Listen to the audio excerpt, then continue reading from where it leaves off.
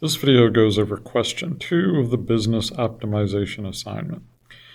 A company manufactures and sells X television sets per month. The monthly cost and price demand equations are C of X equals 73,000 plus 80X, and P of X equals 250 minus X over 20.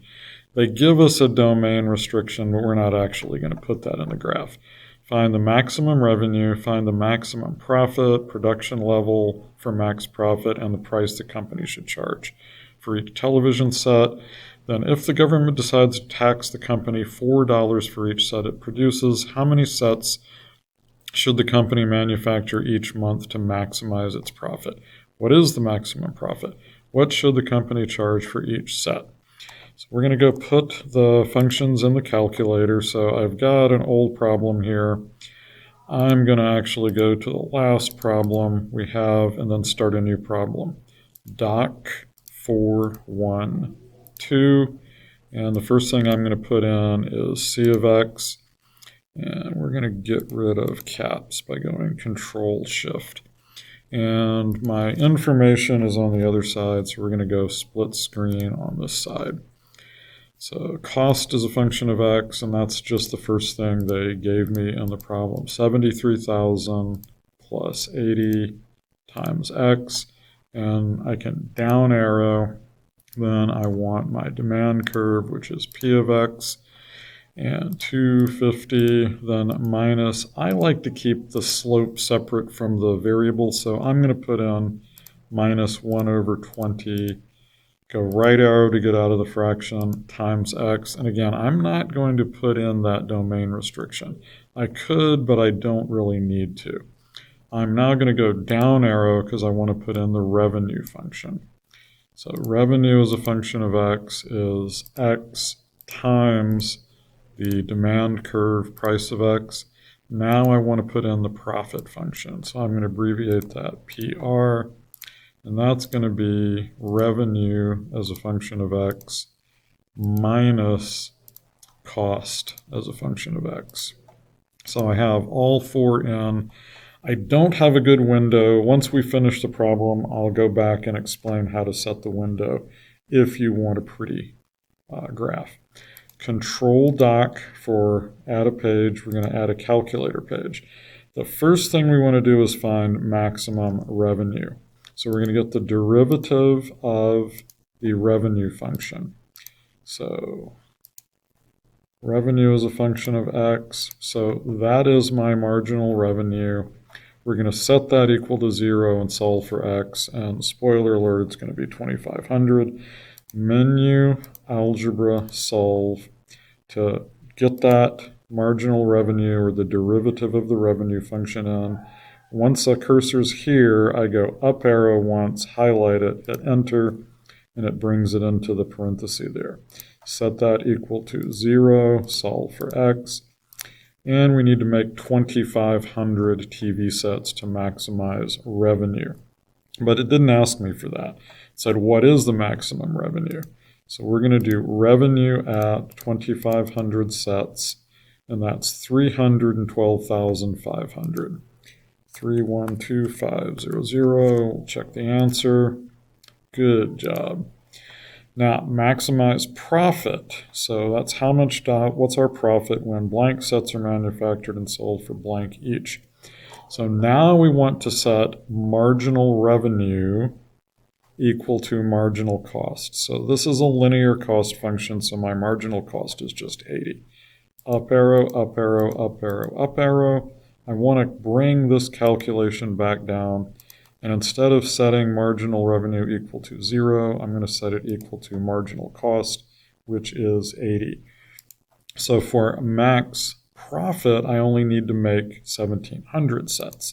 So we're going to put the 1,700 here, and I'm going to go ahead and find out the price that I should charge. So price at 1,700. So 165, and then the profit, I'm going to use the profit function at 1,700 sets. So 71,500. 71,500. Check answer, good job. When each set is taxed $4, the maximum profit is blank dollars when blank sets are manufactured and sold for blank each. So the net effect of adding a tax per television set is increasing our cost by $4. So to find out the number of sets to manufacture, we just need to raise our cost, our marginal cost, to $84. So that's $16.60. So we're only going down by like 40 sets. So we're going to find out the profit at $16.60. And that's $71,420. So we didn't lose a whole lot of profit. $71,420. And we're going to be making 1660 sets. Ooh, I made a mistake here.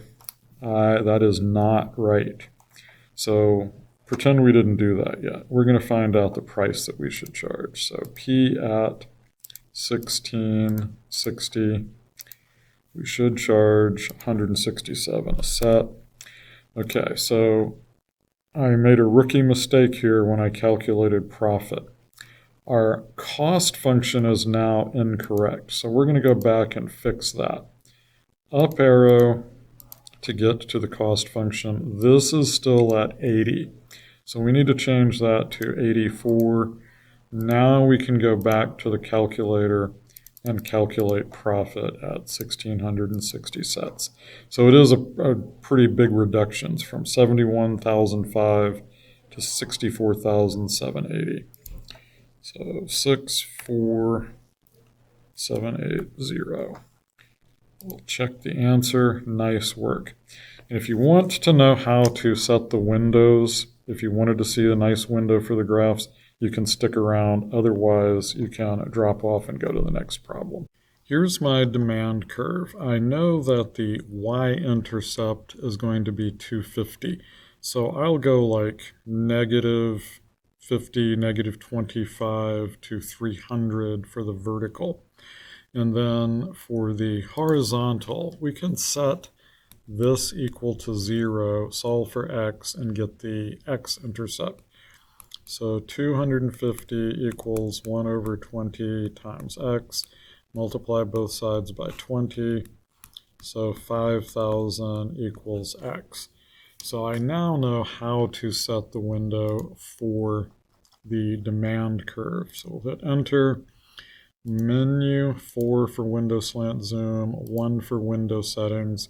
And I'm going to go like negative 1,000 to 6,000 for x, and say go over every 500, and then go like negative 25 to 300, now 300, say by 25s, and I've got a nice window for my